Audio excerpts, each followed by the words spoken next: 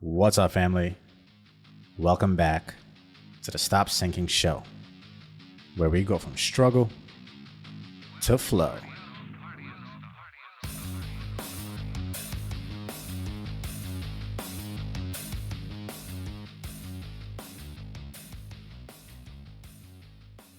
One way I see people often break their own hearts is that they confuse love with possession.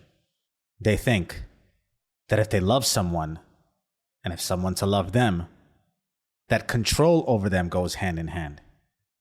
That the person must show up, behave, and act in accordance to all their criterias of what they consider love to be. You'll see a bunch of memes gratifying and confirming your bias to be this way.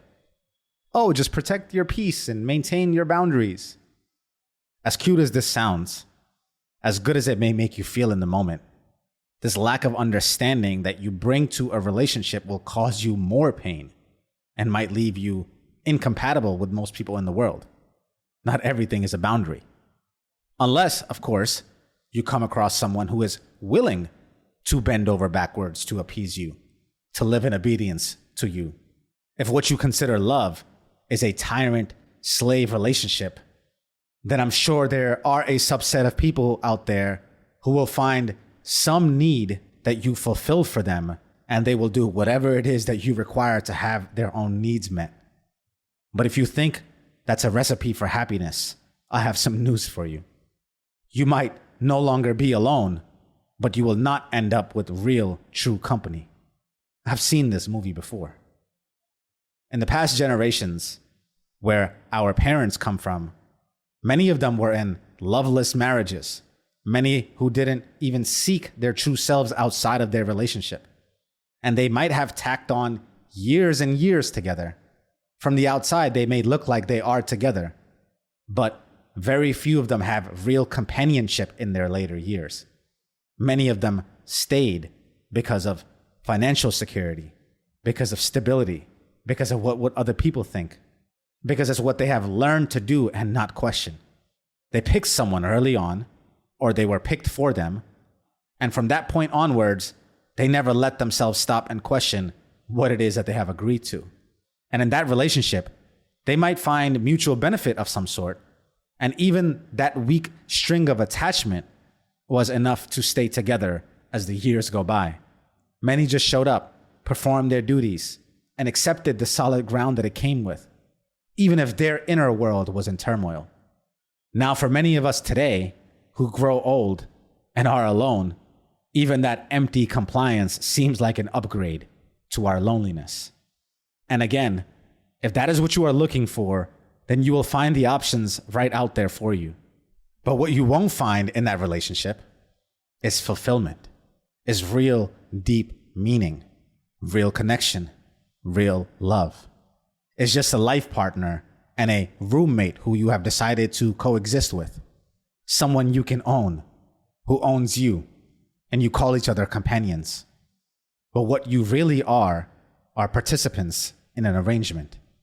And that might be fine for you, but it's not for me. For me, the criteria is simple, as Nietzsche says. I hate anyone who steals my solitude without, in exchange, offering me true company. But this criteria, I admit, also makes my life more complicated. Because to offer someone true company, you have to be a full embodied human being yourself. And then being in company of such a full person gives me a job to do as well. It requires me to negotiate, requires me to debate, to compromise, to mediate, to win some and to lose some. It requires me to realize I cannot possess this person.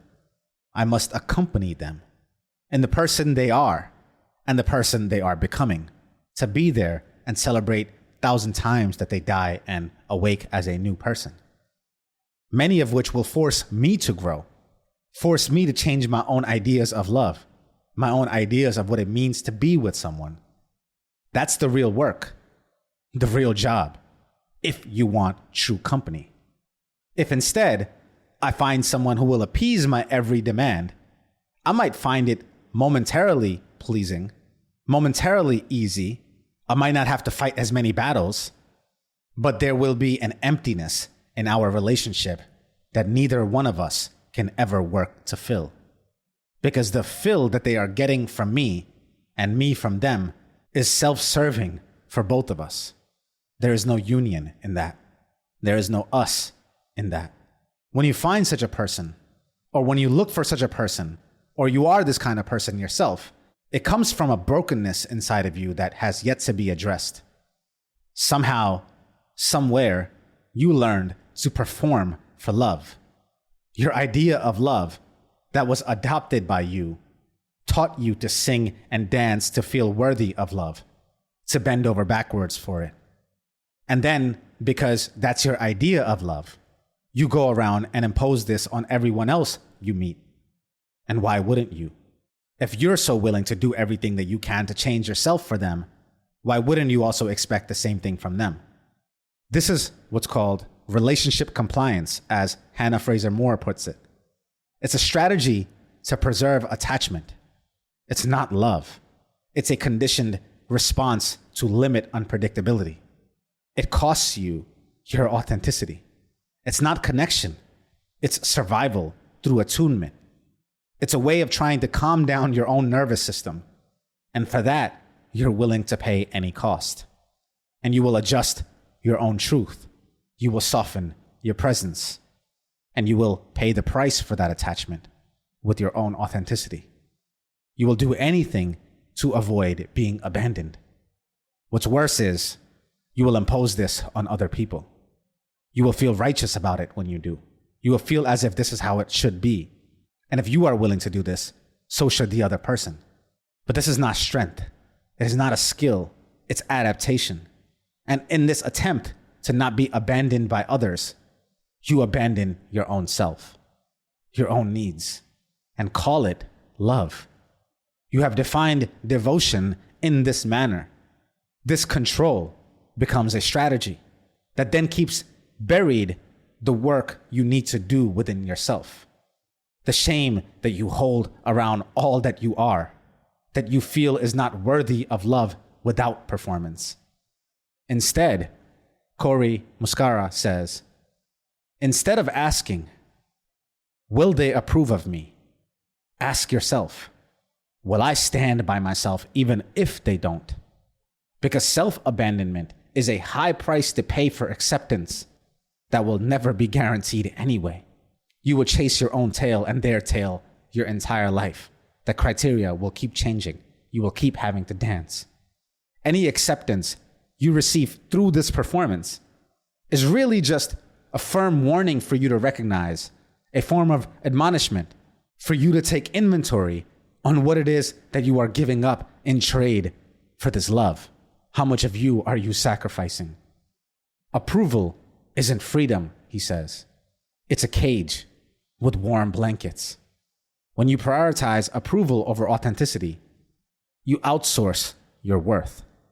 Suddenly, your peace depends on the shifting moods and opinions of others. And in that, you are never really fully safe. The very thing you think you are earning through your performance is hollowed and under scrutiny at every moment. If your goal in life is to appease, to please, to be right in the eyes of other people, you'll always think you're failing, and you'll always change what you stand for. And secretly, you'll wish others do the same for you, or your love will be at risk of withdrawal. Every yes you give out today out of obligation is a recipe for resentment later on. While you keep the peace externally, you start a war internally.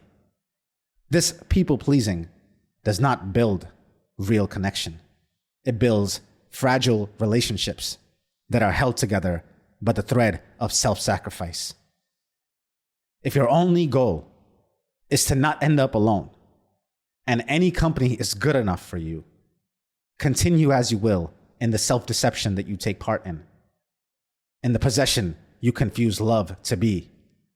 Continue to impose it on everyone you see, but your subconscious will never let you feel truly connected. But if you want true devotion, real love. You have to be willing to be abandoned by those who will not abandon themselves for you, who live in integrity. And in that friction, in that conflict, in that compromise, in that integrity, you might just find yourself. And that true you will find the dedication, the company you deserve. And that deserves your devotion. I love you, family. Stay true always. I see you on the next show.